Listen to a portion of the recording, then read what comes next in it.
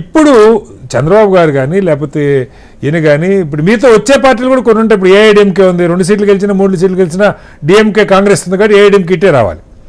అలాగే ఏపీలో ఇప్పుడు చంద్రబాబు గారు ఇటుంటే రేపొద్దున జగన్మోహన్ రెడ్డి గారు మళ్ళీ ఇటు వస్తారా తెలియదు మనకి. ఇలా 2 ప్రాంతీయ పార్టీల దగ్గర కొంచెం డిఫరెంట్గా ఉండే పరిస్థితి. ఆయనకి 4-5 సీట్లు వచ్చిన జగన్మోహన్ రెడ్డి గారికి బీజేపీకి సపోర్ట్ చేసే అవకాశం ఉంటుంది, చంద్రబాబు గారు బీజేపీతో ఉన్నంతసేపు. ఏంటి ఒక చర్చ 240 లోపే సీట్లు బీజేపీకి ఉంటున్న పరిస్థితి అయితే ఇప్పటికి కనపడుతుంది. Almost half of the counting పైన అయిపోయింది. కఠారి గారు ఏదైతే అకాలీదళకు సంబంధించేదైతే అప్పుడు రైతుల ఉద్యమం అప్పుడు అకాలీదళ్ తనకు తానే వెళ్ళింది. అంటే శివసేన కానీ అకాలీదళ్ కానీ మొదటి నుంచి మాకు గఠబంధన్లో ఉన్నటువంటి పార్టీలు ఎప్పుడు కూడా అలయన్స్ ధర్మాన్ని పాటించి మెదిలినటువంటి పరిస్థితి ఉండేది.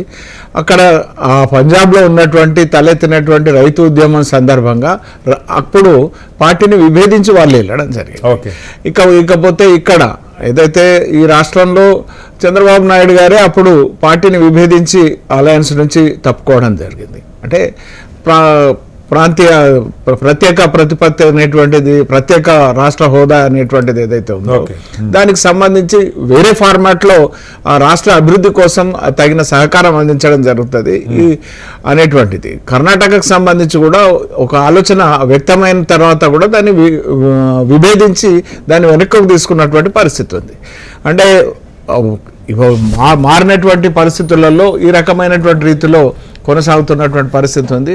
ఖచ్చితంగా మోడీ గారు 10 సంవత్సరాల కాలఖండంలో ఏదైతే అభివృద్ధి చేయడం జరిగిందో ఆ అభివృద్ధి ఒక నమ్మకం అనేటువంటిది ఏర్పడ్డది. ఆ నమ్మకాన్నే పణంగా పెట్టి ఎన్నికల్లో పోవడం జరిగింది. అందుకే మోడీ ఈ హామీ ఆ హామీ అని కాకుండా కాంగ్రెస్ లాగా అంటే ఇండి గఠబంధన్ ఏదైతే ఏది పడితే అది హామీ ఇచ్చినటువంటి పరిస్థితి ఉంది, ఆ రకంగా కాకుండా నా సర్వశక్తులు ధారపోస్తానని ఇప్పటివరకు ఏదైతే చేసినామో దీనికి ఇంకా మెరుగైనటువంటి ఇది కొత్త మాత్రమే, ఎక్కువ పనిచేస్తామనేటువంటి ఒక నమ్మకాన్నే పణంగా పెట్టి పోవడం. రైట్ లక్ష్మణ్ గారు, డిబేట్ కంటిన్యూ చేద్దాం. డిబేట్లో మనం వివిరావు గారి నుంచి కూడా అభిప్రాయాలు తీసుకోవాల్సి ఉంది. అలాగే ఇతర నాయకుల అభిప్రాయాలు తెలుసుకునే ముందు డిబేట్లో మరో చిన్న విరామం.